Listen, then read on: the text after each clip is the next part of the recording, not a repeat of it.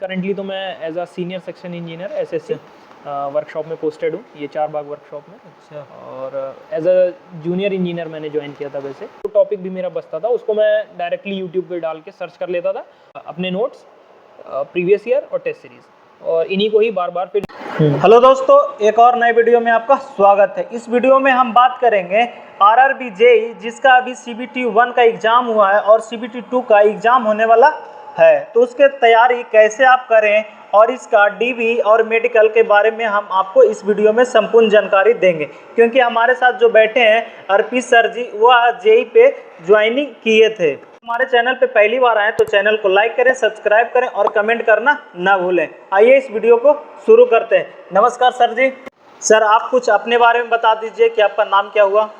मेरा नाम अर्पित त्यागी है और मैंने अभी करंटली तो मैं as a senior section engineer SSC workshop में पोस्टेड हूँ, ये चारबाग वर्कशॉप में। अच्छा। और एज अ जूनियर इंजीनियर मैंने ज्वाइन किया था वैसे 2020 में, अगस्त 2020। अच्छा, 2020 में वो ज्वाइनिंग आपका हुआ था। तो आपका क्वालिफिकेशन क्या है सर, और जेईई का फॉर्म भरने के लिए क्या क्वालिफिकेशन की ज़रूरत पड़ती है? मेरी जो क्वालिफिकेशन है, मैंने तो बीटेक किया है मैकेनिकल इंजीनियरिंग से।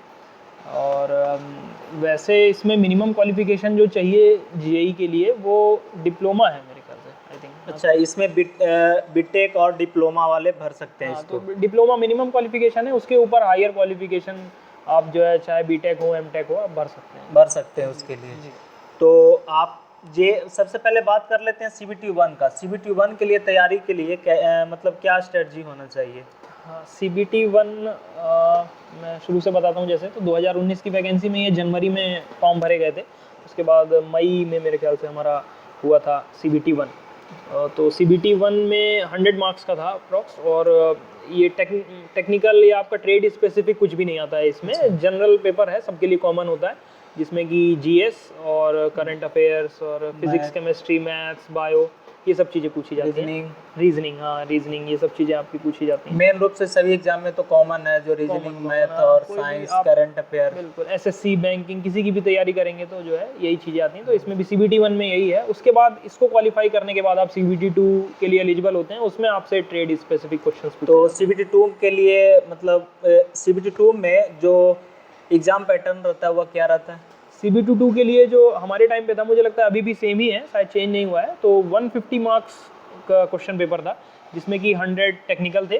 जैसे कि मैंने मैकेनिकल डिसिप्लिन से भरा था, तो मैकेनिकल इंजीनियरिंग से रिलेटेड क्वेश्चंस पूछे गए थे 100। और 50 क्वेश्चंस जो थे वो इसी तरह से नॉन टेक थे, जिसमें कि बायो और केमिस्ट्री, इन्वायरमेंट, कुछ 10-15 नंबर का उसमें पोर्शन था, और 10-15 नंबर के कंप्यूटर से रिलेटेड क्वेश्चंस थे। अच्छा। तो ऐसा था उसमें। इसमें मतलब रीजनिंग और मैथ को हटा दिया जाता है। रीजनिंग और मैथ्स नहीं था, बाकी चीज़ें थी 50 में, जो नॉन टेक वाला पार्ट था, और 100 टेक्निकल। और उसके बाद फिर डीवी हुआ था। हाँ, जो इसको क्वालिफाई करते हैं उन्हें डीवी के लिए कॉल किया जाता है। डीवी और मेडिकल ये 2 दिन के अंदर ही करा लिया जाता है। जैसे कि हमारा हुआ था डीवी और मेडिकल साथ, एक दिन डीवी हो गया, उसके अगले दिन मेडिकल। जी, टाइम नहीं दिया जाता है?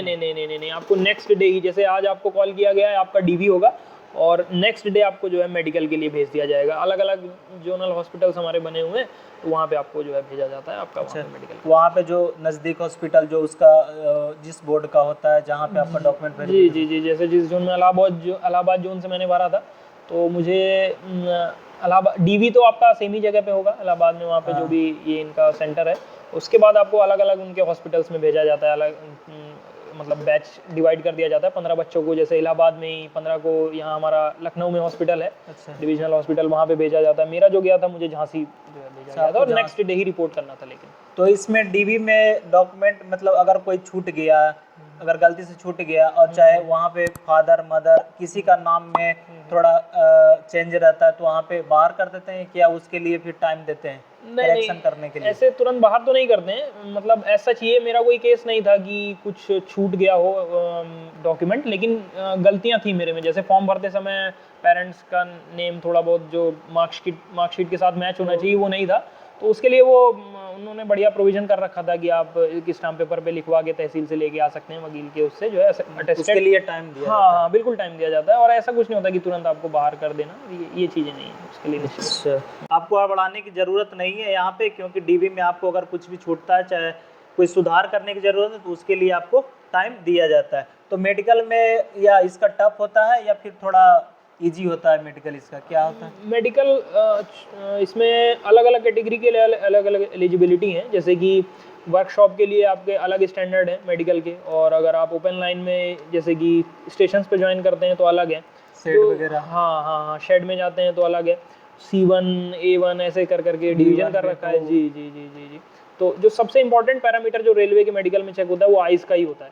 तो आइज़ की अलग अलग कैटेगरी, आपकी पावर 2 है या 6/6 है या 4 है, उसके हिसाब से इन्होंने ये कैटेगरी को डिवाइड कर रखा है। जैसे कि आप वर्कशॉप में तो आपको चश्मा लगाया ज़्यादा भी पावर का है तो अलाउ कर देते हैं, लेकिन ओपन लाइन में थोड़ा सा स्ट्रिक्ट प्रोविजंस हैं, क्योंकि ओपन लाइन में तो सिग्नल वगैरह ये सब देखना हाँ, होता है, इसलिए जी, वर्कशॉप में तो कहीं उसी सिग्नल के की लिए। ज़रूरत ही नहीं है, इसीलिए जी, बाकी यहाँ तो सब बिल्कुल। मेंटेनेंस ही होते बिल्कुल। रहता है।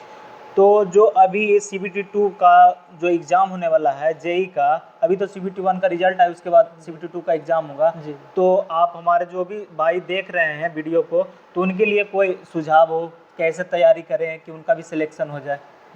तो इसको मैं थोड़ा सा डिवाइड करके बताता हूँ। जैसे कि हाँ। एग्ज़ाम का पैटर्न है कि 100 टेक्निकल आएंगे, 100 क्वेश्चंस और 50 नॉन टेक्निकल।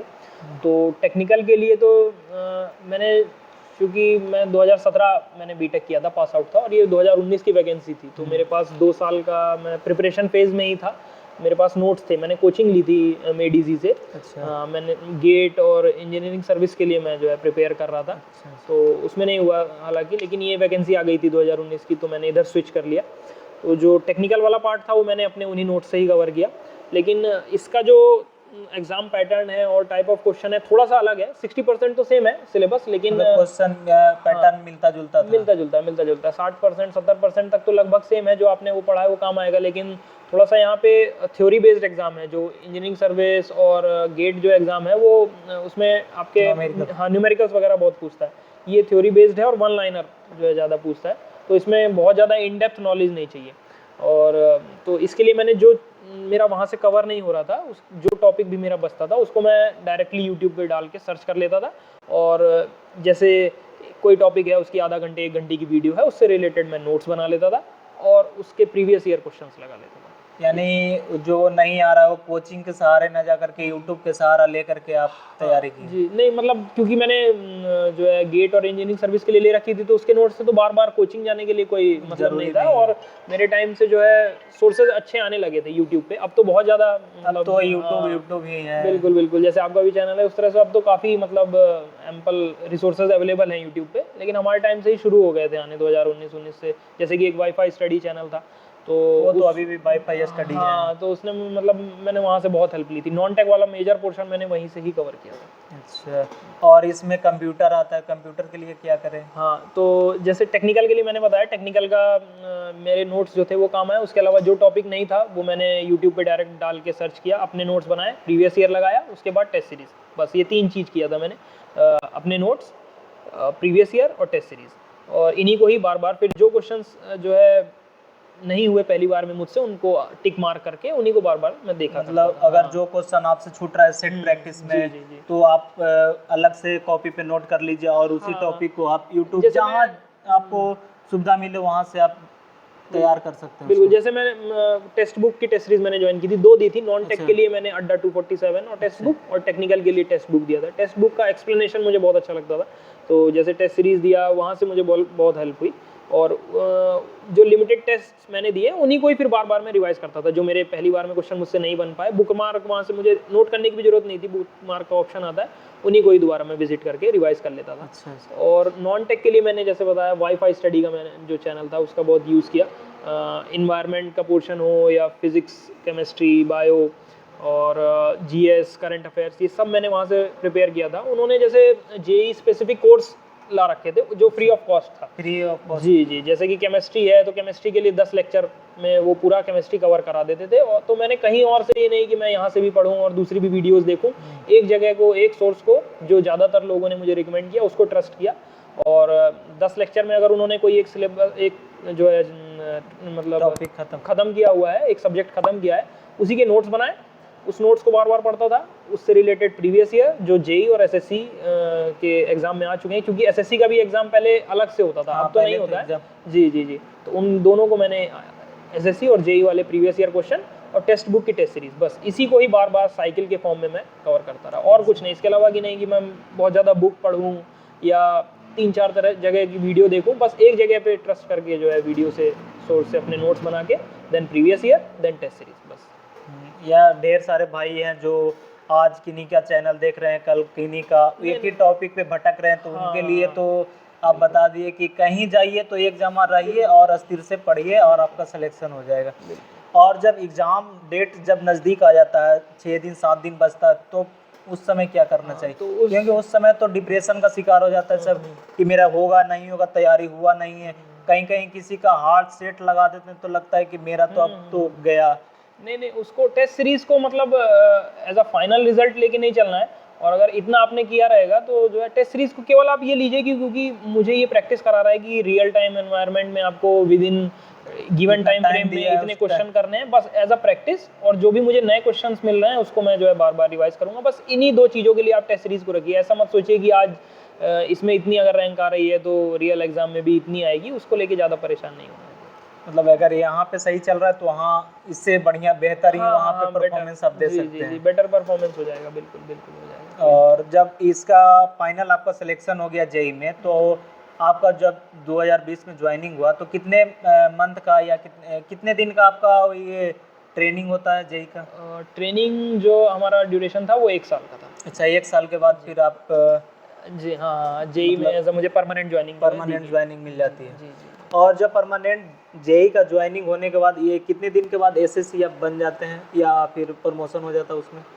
एसएससी के लिए जैसे जो मिनिमम आपकी सर्विस चाहिए ट्रेनिंग के बाद वो 2 इयर्स की है। अच्छा, तो आप इसको जैसे मतलब फर्स्ट ज्वाइनिंग से 3 इयर्स मान सकते हैं इंक्लूडिंग ट्रेनिंग, या फिर जो है 1 साल की ट्रेनिंग के बाद 2 साल आपको मिनिमम चाहिए, जो है ये मिनिमम है। और डिपेंडिंग अपॉन द वैकेंसी, जैसे कि अब वहाँ का वैकेंसी कितना खाली है नहीं है उस पर बिल्कुल जैसे कि यहाँ चारबाग लोको वर्कशॉप का तो ये सीन था कि हमारी मान लीजिए कि अगस्त में मुझे 3 साल हो गए थे, तो विद इन अ मंथ ही मुझे एसएससी एज एसएससी प्रमोट कर दिया गया था। लेकिन क्योंकि हमारे साथ में तो 8000 वैकेंसी थी जेईस की, तो कुछ लोग शेड्स में गए थे, कुछ डिपोज में गए हैं, कुछ ओपन लाइन में भी हैं।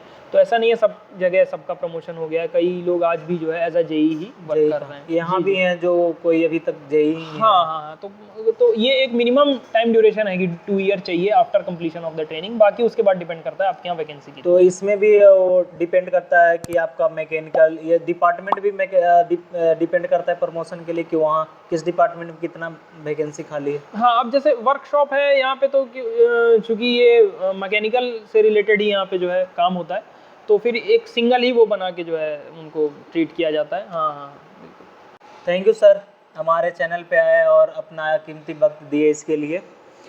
यह वीडियो आपको कैसा लगा आप कमेंट के माध्यम से हमें ज़रूर बताइएगा। और जो जेई से संबंधित जो भी इंक्वायरी होगा आप हमें कमेंट करिएगा, हम इसका जवाब देने की कोशिश करेंगे। अगर हमारे चैनल पे पहली बार आए तो चैनल को लाइक करें, सब्सक्राइब करें और कमेंट करना ना भूलें। फिर मिलते हैं एक नए वीडियो के साथ, तब तक के लिए जय हिंद दोस्तों।